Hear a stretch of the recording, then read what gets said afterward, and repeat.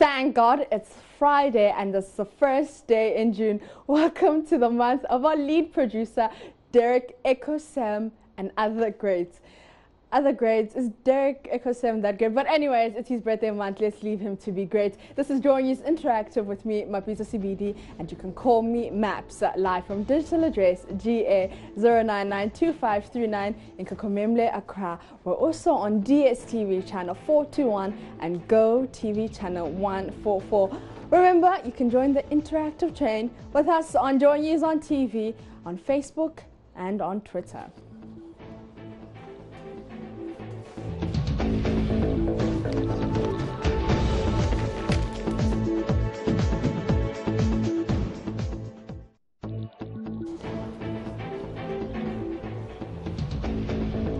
Now, it appears banning social media is the new move for countries that want to get things done the right way. Now, in 2016, during the Ugandan elections, social media was shut down to prevent any anomaly. Now, the same country is also proposing a social media tax to stop gossips. While outside Africa, Papua New Guinea, to be precise, authorities say they will ban Facebook for a month while they identify fake profiles and consider the website's effect on the country. Now, the nation's communication minister, Sam Basil, suggested that the government restrict access to the site for 1 month while it conducts research into issues like fake profiles, misinformation, and pornography, providing an opportunity to identify fake profiles and how to work around them. He also suggested the country could set up its own rival social network. So I'm asking you, do you think there should ever be a ban on social media? And has social media done more harm than good in Ghana? Ban it, yes.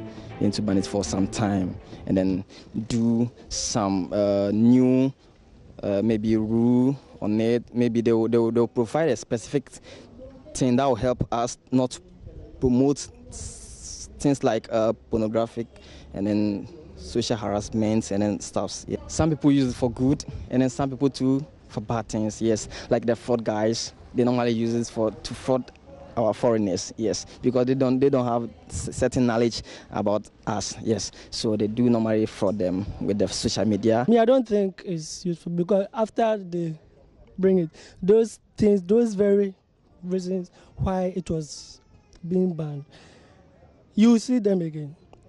For the porn, you see them on them. The fake profiles, you see them on them again. So it could be a waste of time, but they should put in an effort in. Let's see. Me like this, if I'm not having much credit, I just do bundle. And that's what I use for my everything, business, everything. So it depends on the individual. We shouldn't ban, but we should restrain the youth. We should find other mechanisms, other ways in helping to control, not control, but mitigate the usage by social media. That is the youth. Of course, some of I'll use my children. They are always on it. It's so scary sometimes. They won't even sleep. So if government can come up with something to mitigate their 24-hour involvement in social media. Why is it that we think about the negative aspect of social media instead of we thinking about the positive aspects of social media? When others are using social media to do their businesses, others are using Facebook to do their marketing, their sales, I think we banning Facebook, it's a bad idea because Facebook per se, I think it's been useful here in Ghana. People find their friends, their long-time friends on Facebook. People use it to do their businesses. So I don't think it's a good idea banning Facebook here in Ghana. Social media is good because it's a form of communication. And whatever thing is happening, social media tends to be the first point of report.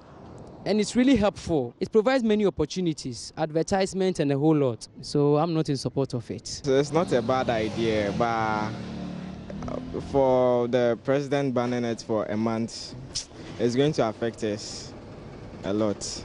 Because I also do my advert on social media for my clothing. I'm a fashion designer, so I do my adverts on Facebooks and stuff, and I get customers from there too as well. So I don't think it's going to work. We shouldn't ban Facebook or WhatsApp in Ghana. Looking at the positive side, it helps in communication. It helps a lot. Banning it will mean a great harm.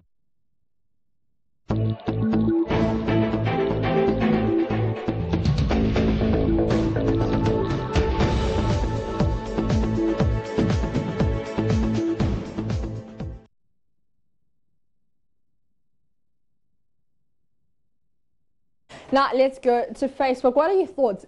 Should we ban social media? Yes, no, I don't know. I mean, social media is like where you get all the information nowadays. You go on Twitter and top 10 trends are what's happening in the world. So I don't know, should we ban social media? But let's go to Facebook. And Abdul says everything has its pros and cons. But social media's advantages outstrips its advantages. It breaks relationships, fabrications of stories on others, porn shows, and moreover, time consuming.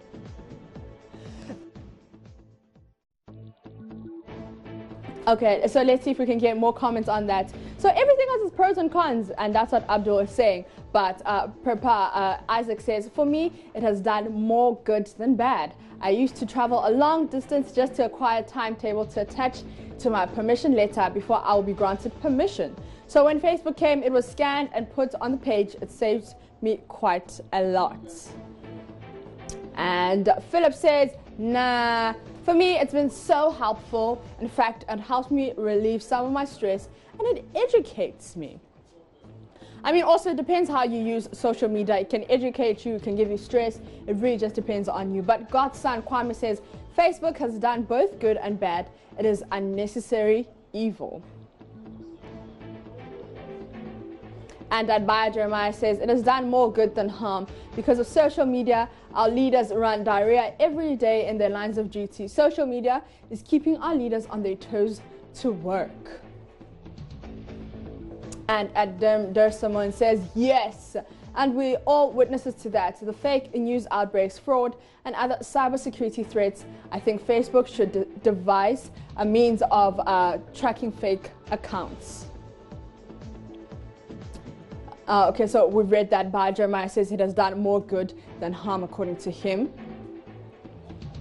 And because he also says that it helps leaders to be on their toes. But Vitis says, for me it's 50-50, but to some extent the good outweighs the bad.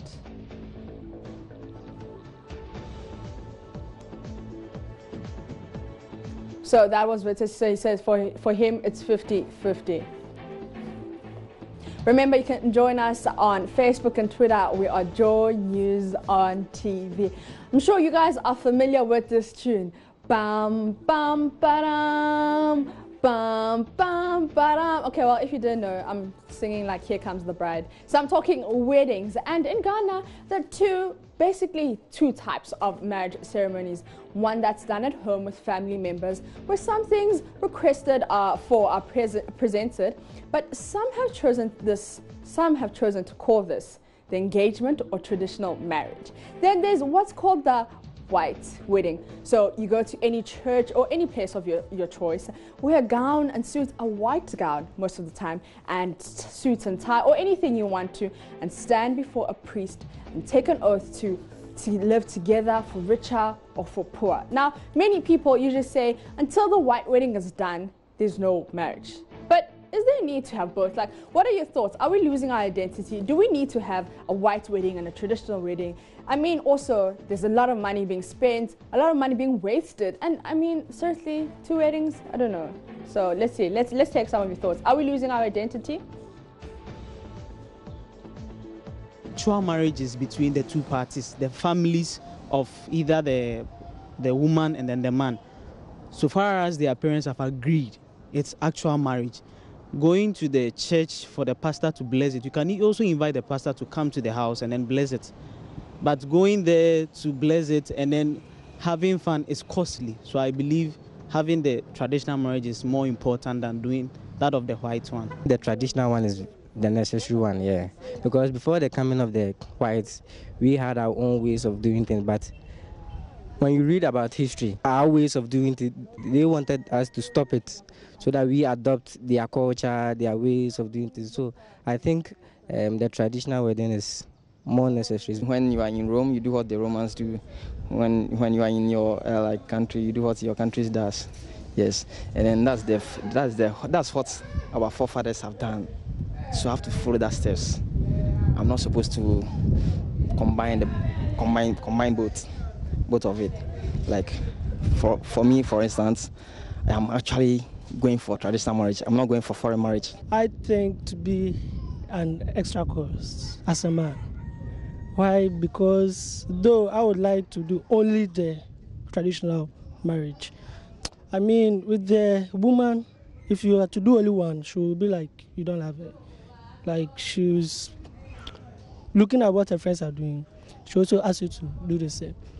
And as a young Christian virgin like me, I'm in a hurry. Such as, there's no honor, so you cannot just be doing the traditional wedding and going for the white wedding. So I think it's an extra cost. But sake of my future wife, I will have to force myself to do it. Everybody has his style of marriage that he goes through his rituals. That's a traditional marriage. Then afterwards, then they do their modern marriage. That's a reception, and yeah, they also introduce that, let's say, just to beautify the marriage. So what are your thoughts? Are we losing our identity? Traditional wedding versus white wedding. Let's take some of your comments on Facebook. There's someone says, we imbibed so much urbanization, civilization and westernization to the detriment of our socio-cultural norms and heritage. And some of them cannot be sustained. The reason why some of such marriages break after such weddings. And Ed Abdul says, same reason why we chose English as our official language and name ourselves Peter, John, Martin and measure our intelligence by the ability to speak good English language, etc. And William says, I performed traditional marriage and encouraged my church members to do so. And there's Simone, we've read that comment there. He just says this is the reason why such marriages break after such weddings.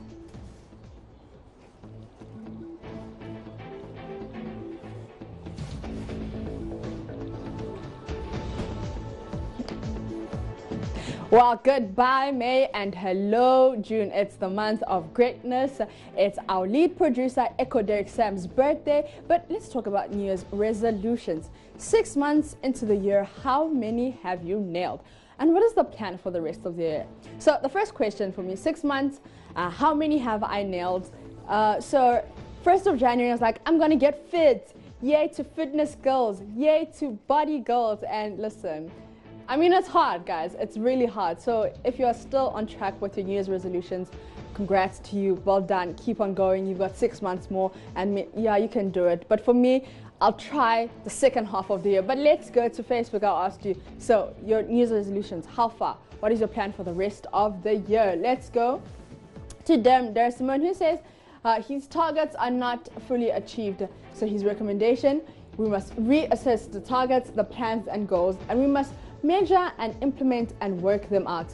I'm my own and best teacher. And Valanya Akotia says, we plan nicely by means of resolution, but we don't meet our resolution plans. We will continue to do the resolutions. And Bayo Jeremiah says, not all. I hope and pray that I will finish my research in waste to energy plants. And Kweku says, thank God I have been able to accomplish some important ones, but still left with my unemployment resolution. With God, all things are possible. So with God, all things are possible.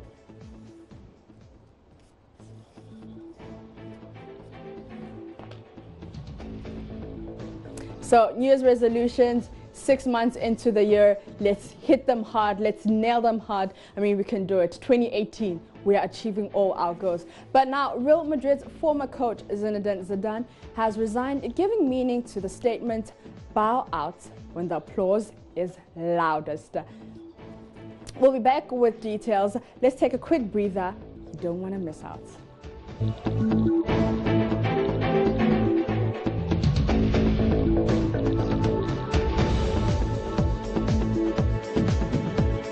You're still watching Joy News Interactive. Remember to join the interactive train on Facebook and Twitter. We are Joy News on TV. Now I was talking about Real Madrid's former coach Zinedine Zidane has resigned, giving meaning to the statement, bow out when the applause is loudest. And I've got a Real Madrid fan right in studio. It actually hurts to hear you say Zidane is a former coach. For what it looks like, as the days go by, it will definitely sink in, especially for Real Madrid fans. But it's okay. He's done well. He's done what a lot of people would wish they could have done. I mean, with their work with Real Madrid and all. But I mean, it's good. Like you say, bow when the applause is loudest, and then everybody remembers you for those high moments. Reminds me of Usain Bolt. You know, his last year was quite rocky, very dramatically. Unfortunate, so yeah, I think it's a good time for him to leave. I wish him all the best. I'm just waiting to see where he's headed. Where he's going. Everybody's just anticipating, like, what's his next move? Where is he going? What is he doing? But I mean, he probably knows best. And he's been trending on Twitter, the first trend with 1.5 million tweets, but these are gun trends, so he's the first trend with 1.5 million tweets. Let's see if we can get some of those tweets on your screen. Mama Peter, he's won 3 Champions League trophies, but with the domestic titles, he's been struggling for some time, and a lot of people think that's why he may have been subtly asked to leave.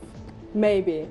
Was he asked to leave, or he was just like, you know what? Nobody knows. That's the thing. But let's take some of your tweets. At His Grace Adam says, if you think that Zidane just decided to leave at Real Madrid for no reason, then you might need to think again. So there are those who believe he was asked to leave in a very subtle way. Maybe.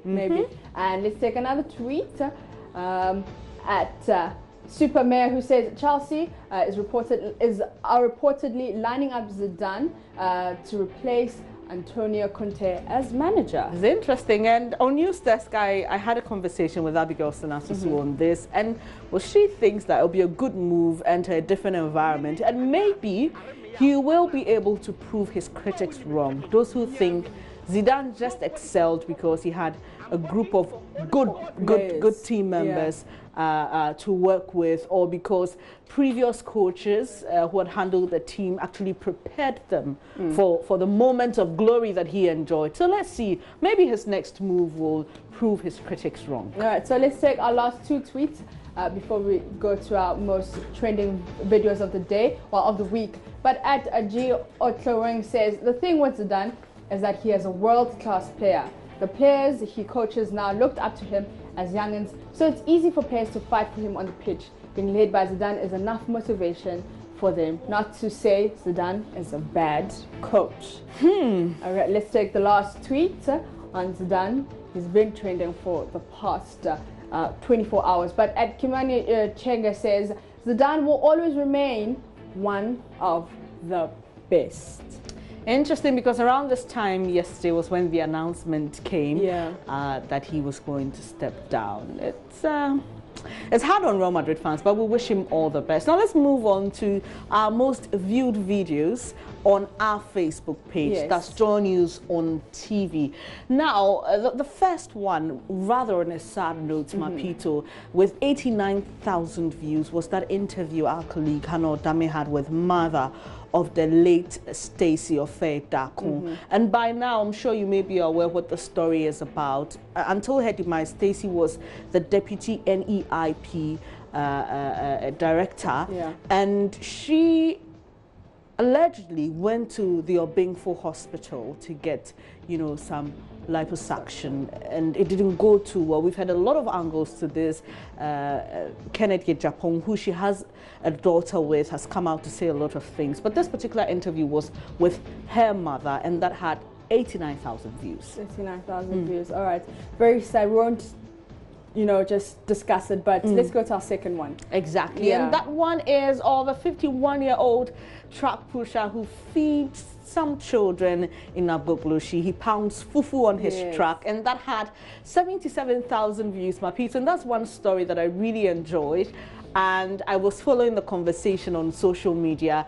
There were a lot of people who were actually saying, God bless him. And others came to say, well, if you think you can't help him, just help him out. God bless you is not enough, because this is a man who is using his very meager earnings to help other people who cannot afford a meal. So that was our second most viewed video, 77,000 views. So it was very interesting. I mean, Komla Dom brought that story to us. It was just motivating that, you know what, you don't have to have a lot to help other people. Just do what you can with what you have. Yeah. And Maps, there was this one on Tuesday. We remembered that unfortunate incident, the death of Major Mahama, and we had that video where the family was just calling for justice for him, because we know a year on and the real court process has just begun, you know, and one would have wished that at this time maybe those who actually lynched him will be paying for the act. But well, we are still in court, fingers crossed, but his family just wants justice. That had 11,000 views remembering Major Mahama and that unfortunate incident. All right, Bernice, thank you so much. Great. It's been wonderful having you. I think the floor is yours. I mean, it's the 1st of June, it's a new month. Actually, did you make any resolutions? Well, on the 1st of January? Yes, I did. I made quite a lot, and it's a good time to sit and assess. I think that's a good time to sit and assess. You know, the 6th month, that's like the half mark. Yeah. Okay, so what have we been able to achieve? Well, thank you for reminding me. Yeah, but are we on track? Oh, definitely. We're on track. Yeah, okay. To the best of my knowledge. There are some that I have to, you know, sit and put a ruler and pen to and do all my measurements, but largely, yes. All right. Yes. All right. Okay, thank you so much for watching Joy News Interactive with me, Mapito Sividi, and I was joined by the wonderful Bernice Abubedi. Thank you for having me. And you know, this week, this Anas hashtag I am Anas trending after Kennedy Japan released that particular video. Well, we leave you with this one, and that's our video of the day. Take care. Have a nice weekend. Stay blessed.